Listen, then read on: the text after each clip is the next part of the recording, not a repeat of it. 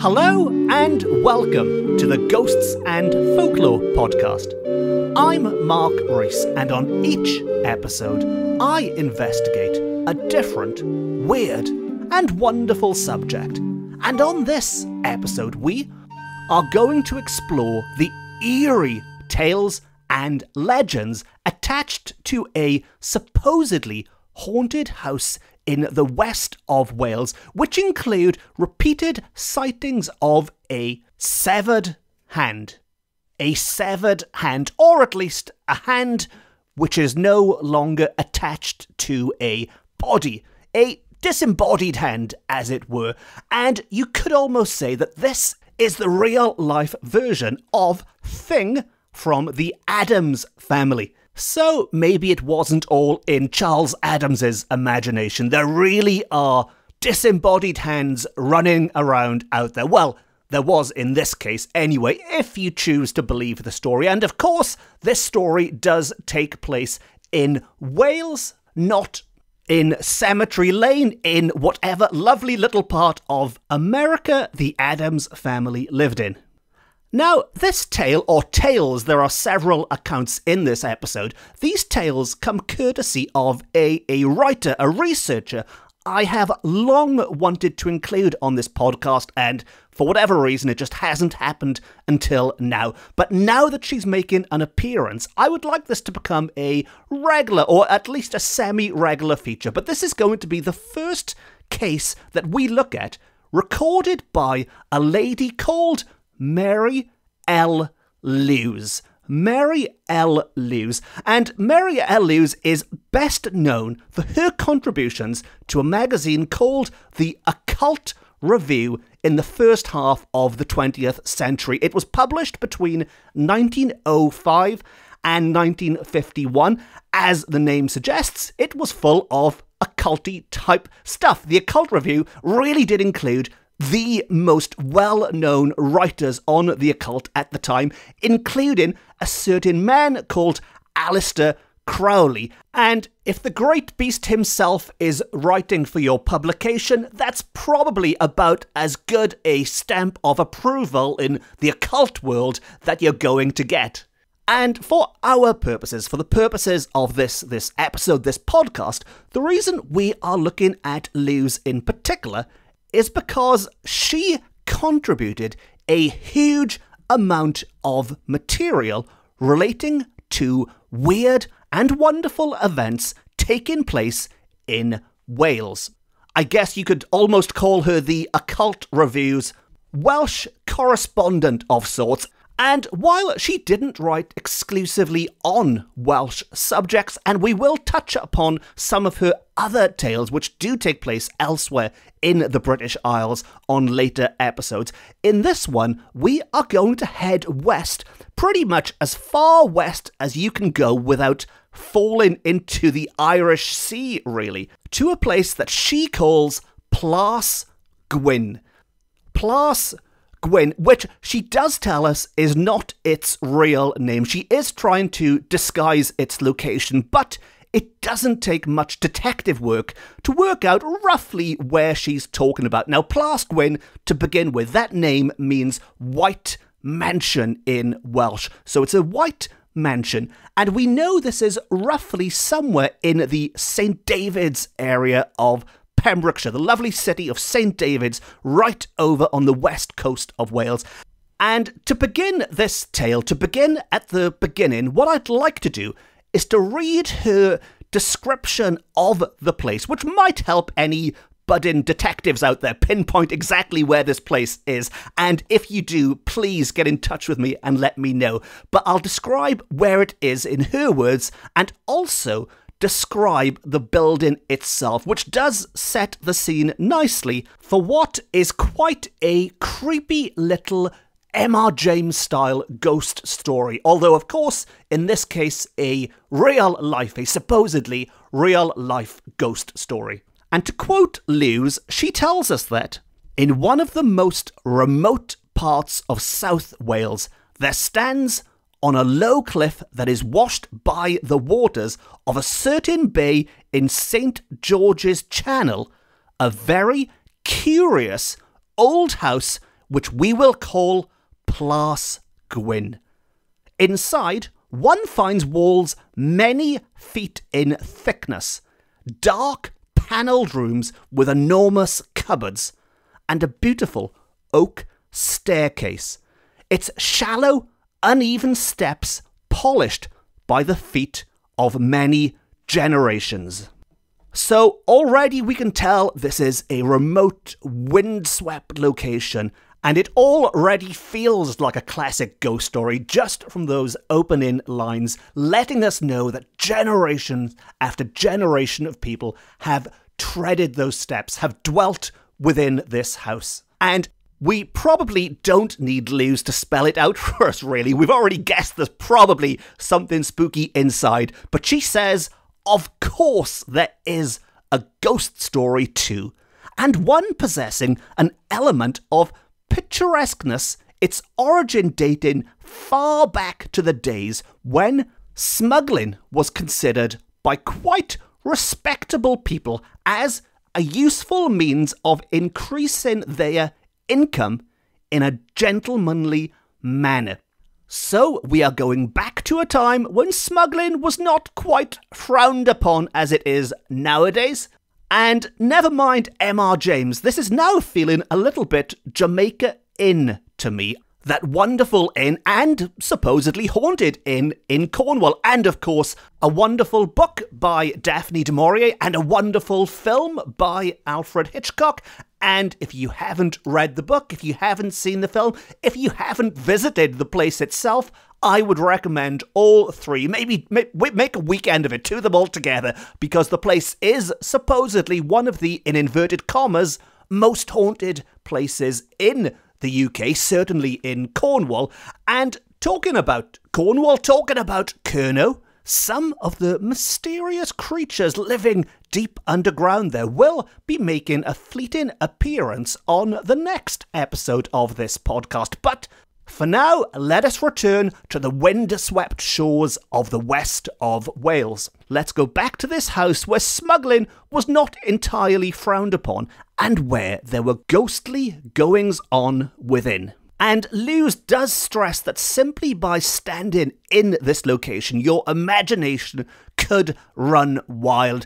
The waves are smashing against the rocks, and there are little coves dotted around the place which could quite easily, and probably did, conceal contraband goods over the years. Who knows what was brought in and what was taken out? Maybe it continues to this day. But her interest was piqued in this particular location with a tale about the location told to her just a few years before she wrote the article I am referencing. So this would have been sometime in the early 1900s. And that is the tale we will look at now, or incident as she calls it. We'll take a look at the incident and then we'll look at the legend afterwards and compare the two of them to see how closely they relate to each other. But first of all, this incident took place one day when two maid servants went to do some work in the largest bedroom, which was always used as a visitor's room. They quickly came downstairs again with white faces and trembling knees.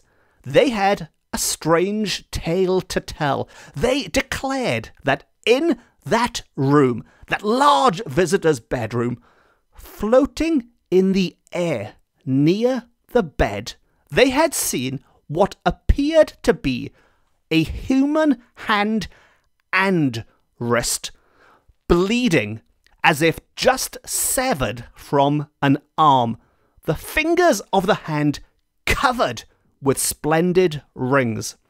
Horribly frightened, the two maids did not look at the apparition, but fled downstairs as fast as they could.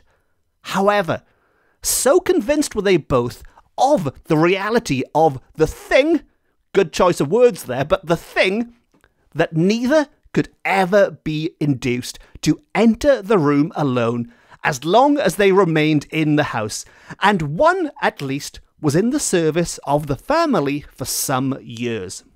So that escalated quickly. There's quite a lot going on there. Let's pause for a moment and unpack that. And as mentioned, this is what piqued Lews's interest in this place, and I think it's quite easy to see why being told a tale like this would indeed pique your interest. But let us zone in on this apparition in particular, which was floating in the room. Because while I joked and described it and compared it to the Addams family's thing earlier, well, one big difference, I think, between the thing and not the thing, just thing. This isn't the thing. It's not a John Carpenter film. It's not it's not Clobbering Time. We're not talking about the Fantastic Fours thing, but just thing. The big difference, I think, between this apparition and thing as we see in the Addams family is that, of course, this severed hand had blood pouring out of it just to make the scene extra gruesome, extra grisly. There is blood pouring out of this hand. It is also covered in rings, which is something we don't see ordinarily with thing in the Addams family. And also, they maintained for the rest of their time working there, which we are led to believe was for quite some time, they would not go back in alone again. If this was one big joke, they certainly kept it going for years, for decades maybe, as far as I know. But this was far from an isolated incident. As mentioned at the start, there are lots of little tales, lots of little elements to this case, which build up to quite a fascinating picture. But before we look at those, let us look at the legend itself first. And to quote Lewis again, she tells us that, long ago, a strange lady of great wealth once stayed in Plasgwyn, and for reasons now unknown, her hosts went away, leaving her alone one night. Alone, presumably in that large visitor's bedroom. Feeling solitary and remembering with alarm tales she had heard of the lawless doings of smugglers known to frequent the coast, she went early to her room and tried to sleep. Well grounded indeed were her fears, for in the middle of the night she was aroused by loud knocking at her door and rough voices demanding admittance. Terrified, the lady tried to hold the door, but in vain. It gave way beneath violent blows, and her arm, thrust forward in feeble resistance, was seized and held. I imagine you are all one step ahead of the tale at this point, but she's trying to keep this door closed. She's trying to keep what she assumes are vicious smugglers outside. She can't do it, and to continue the tale, unfortunately, she had forgotten to remove her rings, of which she wore many, of great size and brilliance, and the sight of the jewels so excited the greedy robbers that they immediately tried to pull them off. Now, there's an important lesson coming up, because if you are going to fight off robbers, don't show them the jewels, because they fitted the fingers so tightly that they would not move. They could not get the rings off using brute strength. Accordingly, we are told, instead, the ruffians, determined to have possession of them, ruthlessly chopped off the poor woman's hand and wrist, immediately afterwards decamping with their dreadful booty.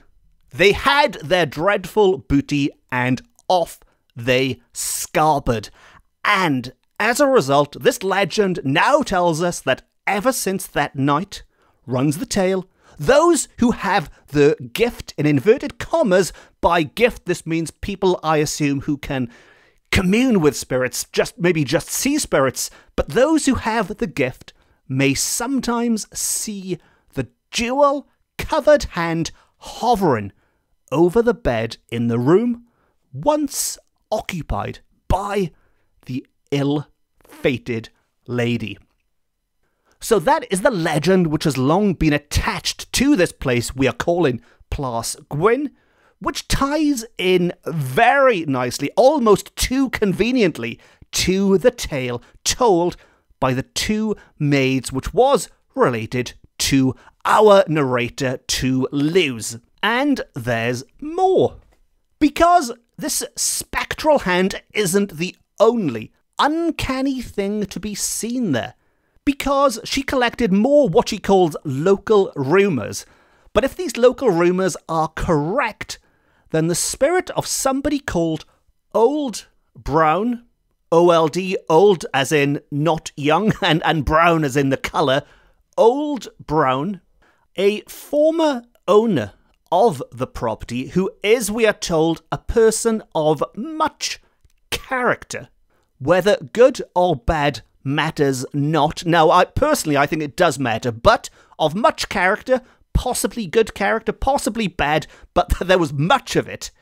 And they had been seen, and this is quite a bizarre one, even for this podcast, this is quite a bizarre one, but they have been seen in a ball of fire rolling down the staircase into the hall at midnight. So, Old Brown, presumably as some kind of ghostly apparition figure, has been seen inside a ball of fire which rolls down the staircase into the hall at midnight. I mean, that's got to be one heck of a big ball of fire. I mean, it must be larger than a human at least. But Luz isn't overly convinced by this tale, as I imagine most people listening to this aren't overly convinced either. And she says she has never met anyone who has witnessed this somewhat alarming phenomena. I mean, if you saw it, it certainly would be alarming. But she has not met anyone to actually witness it themselves, but it was related to her by what she calls an old inhabitant of the neighbourhood. So unlike the earlier account, the earlier incident, which she could verify in some way, the tale of Old Brown had been passed on to this old inhabitant by a friend of a friend of a friend, or wherever it came from. But Luz, being the keen occult detective that she is, she does not dismiss this totally out of hand, and she does say that while it could have originated in someone's too lively imagination, it could really be one of those what she calls fire elementals, of which advanced occultists tell us.